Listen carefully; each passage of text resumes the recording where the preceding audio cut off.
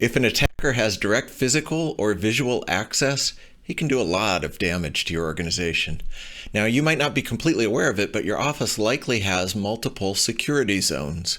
There may be public areas, a reception area, maybe an operations zone, and security areas like locked offices, or maybe even high security areas like a server room that has keycard access with logs and physical barriers that extend through the drop ceiling, along with 24/7 monitored video cameras and more. Many of these access controls rely on people like you to keep them strong.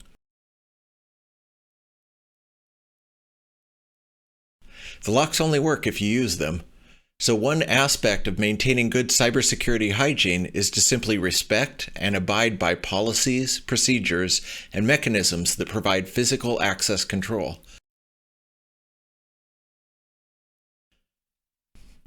Be aware of unfamiliar faces in your office space. Don't let them bypass the access control systems. Does your building have keycard access?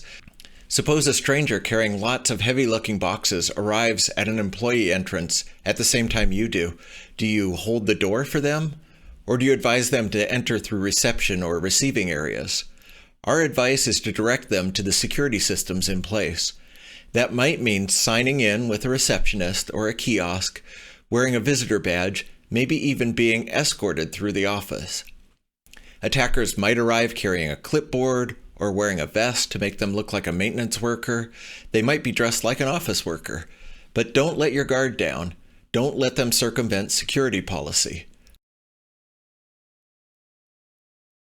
And getting back to security zones, it makes sense to grant access to security zones by applying the principle of least privilege.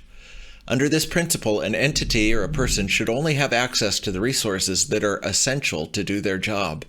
If the marketing manager, for example, doesn't need to physically access the server room to do her job, then she certainly should not have access. Now let's get a little more personal and a little more local. Take a look at your workspace right now. Are you sitting at a desk? Take inventory of everything that might contain or convey sensitive information. Your desktop or laptop computer, cell phones, thumb drives, external hard drives, maybe sensitive papers sitting on your desk.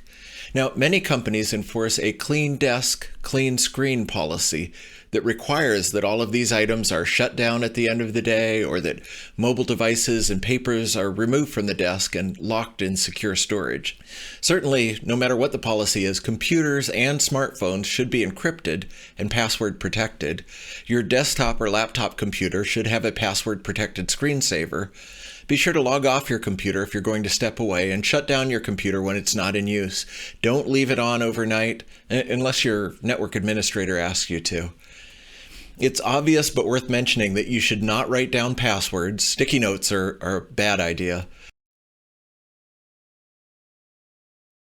Now, if attackers can't get inside, they may try to convince office workers to transport malicious devices into the office buildings for them. Suppose you found a USB drive in a parking lot or at an airport, and suppose it was labeled Executive Compensation Plan. What would you do with it?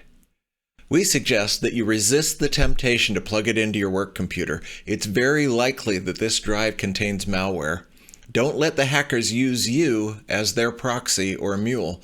In fact, unless your company specifically has a BYOD, bring your own device policy, you should never connect a non-company owned device to the network.